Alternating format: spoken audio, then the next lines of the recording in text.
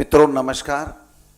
आदरणीय राजीव शुक्ला जी, हमारे मीडिया के साथीगण, पत्रकार बंधु, सबसे पहले मैं आपको धन्यवाद देना चाहूँगा कि हमारे बुलाव के ऊपर आप इस ठंड में भी पधारे। मेरा पहला मौका है जब मैं दिल्ली में आपसे रूबरू पत्रकार वार्ता में हो रहा हूँ।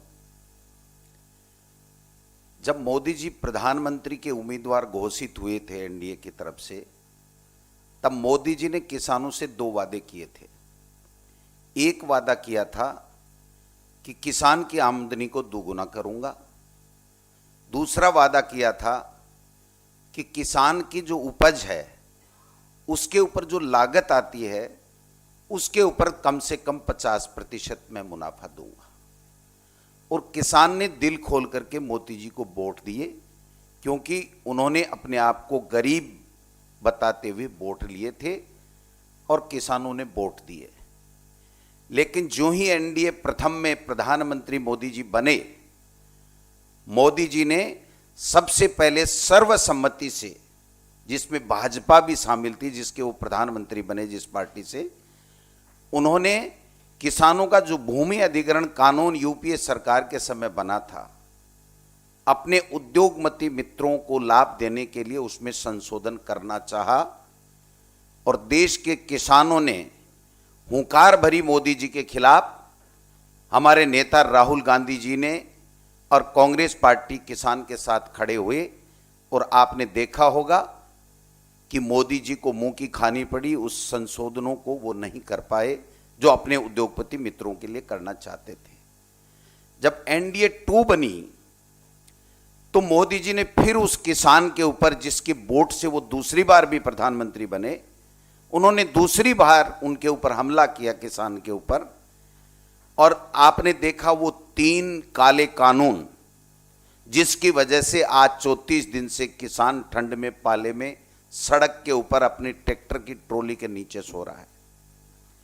ये 3 काले कानूनों के बारे में मैं निवेदन करना चाहता हूं कि एक, हमारी लोकसभा में, हमारी राज्यसभा में, किसी भी प्रदेश की, किसी भी स्टेट की विधानसभा में या विधान परिषद में किसी भी नेता ने, किसी भी पॉलिटिकल पार्टी ने और किसी भी किसान संगठन ने कभी भी इन 3 काले कानूनों की मांग नहीं की। तो मोदी जी, ये आपने फिर किसके कहने से, किसकी आवश्यकता के लिए कानून बनाए, जरा बताने का कष्ट करें। लेकिन आज तक मोदी जी वो बात नहीं बता पा रहे। इन 3 काले कानूनों के आधार पर किसान का समर्थन मूल्य खत्म करना चाहते हैं, एपीएमसी की व्यवस्था को खत्म करना चाहते हैं, और जो किसान की उपज है, जिसके आधार पे वो अपना भी पेट पालता है और पूरे देश के लोगों का पेट पालता है, उसके ऊपर अपने उद्योगपति मित्रों का कब्जा कराने का ये षड्यंत्र मोदी जी ने किया। और इसलिए पूरे देश के किसान आज उनके खिलाफ आंदोलनरत हैं। राजस्थान में किसान आंदोलन कर रहे हैं। हमारी सरकार, मुख्यमंत्री अशोक गहलोत जी के नेतृत्व में इन 3 काले कानूनों का जो नुकसान हमारे किसान को नहीं हो, इसके लिए राजस्थान की विधानसभा में कानून पारित किए। आज 2 महीने के लगभग होने लग गए हैं, लेकिन महामहिम राज्यपाल महोदय उन कानूनों को आगे महामहिम राष्ट्रपति के नहीं भेज रहे हैं। अगर वो कानून गलत होंगे तो राष्ट्रपति को भेजने में उनको क्या दिक्कत आ रही है। राजस्थान की कांग्रेस की सरकार किसानों के साथ में खड़ी है, और जिस प्रकार से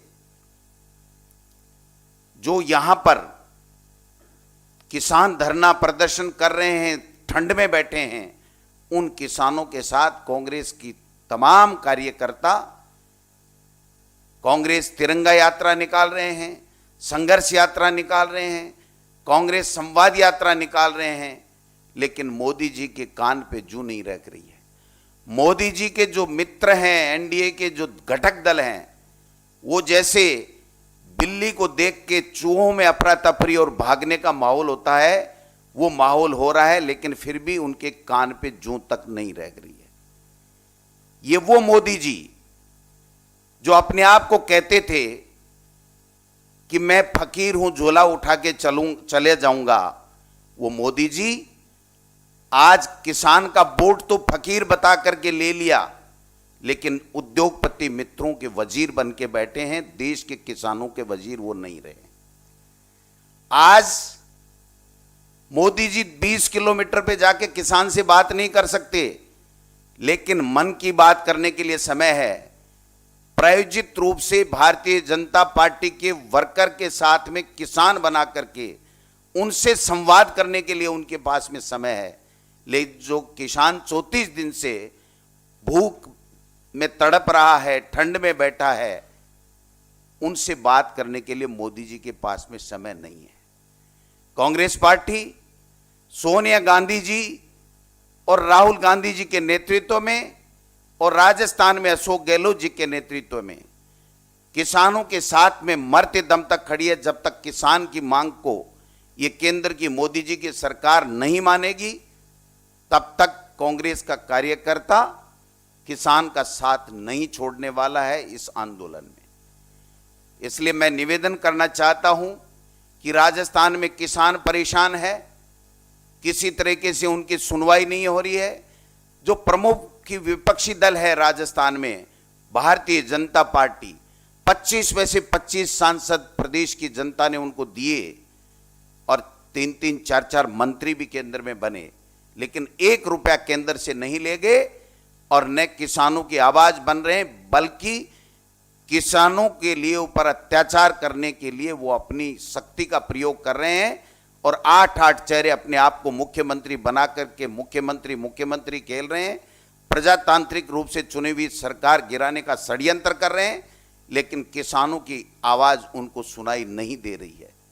इसलिए मैं तो निवेदन करना चाहता हूं कि मोदी जी, अब भी समय आपके पास में, जिस किसान के वोट के दम पे आप जीत के आए हो, उसके लिए आप काम कीजिए, अपने बड़े उद्योगपति मित्रों के लिए नाम काम मत कीजिए।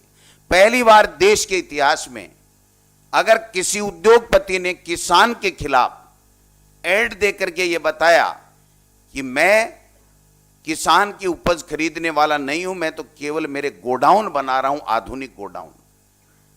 प्रधानमंत्री जी, आप देश के प्रधानमंत्री, उन पूछिए उद्योगपति अपने मित्रों से कि जब आपको किसान की उपज खरीदनी नहीं है तो आप ये हाई टेक्निक वाले बड़े बड़े ये जो बना रहे हैं गोडाउन, वो किसके लिए बना रहे हैं, क्या रखेंगे? आज देश की जनता जान चुकी है मोदी जी को कि वो तेल, रेल, LIC और अब पूंजीपति उद्योग मित्रों को सौंपने की बारी किसान की उपज, जिससे किसान नहीं रह करके वो मजदूर बन जाए। ये तानाशाही पूर्वक रवैया हमारे देश के प्रधानमंत्री जी का और मोदी जी की सरकार का है। इसके खिलाफ पूरे देश में और राजस्थान प्रदेश में पूरी तरीके से आक्रोश है। कांग्रेस पार्टी हमेशा किसानों के साथ खड़ी रही है। राहुल गांधी जी ने जब हुंकार भरी थी तो भूमि अधिग्रहण कानून में संशोधन नहीं हुआ था। आज भी सोनिया गांधी जी और राहुल गांधी जी के नेतृत्व में, चाहे हमारा राजस्थान प्रदेश हो चाहे पूरा देश हो, वहां कांग्रेस का कार्यकर्ता किसान के लिए खड़ा है। उसका दिन और रात कभी भी हो, उसका साथ देने के लिए तैयार है। ये जो चीजें हैं वो पूरे देश की जनता जान चुकी है कि मोदी जी एक दिन भी मीडिया से रूबरू होकर के अगर आपका सवाल ले लें तो आप हमें बता देना कि आज हमारा सवाल ले लिया। 1 वे ट्रैफिक है, 2 वे ट्रैफिक नहीं है। केवल वोट लेने के लिए 2 वे है। जिस दिन वोट लेना हो मोदी जी वोट लेते हैं, उसके बाद में 1 वे चलता है। कभी भी संवाद वो न मीडिया से करेंगे न किसान से करेंगे। मन की बात कहते हैं, काम की बात नहीं करते हैं। मन बेईमान हो सकता है, लेकिन काम के लिए प्रधानमंत्री चुना था, न कि केवल मन की बातें करने के लिए और ये इस तरीके का प्रोपेगेंडा करके अपने उद्योगपति मित्रों को फायदा देने के लिए। धन्यवाद।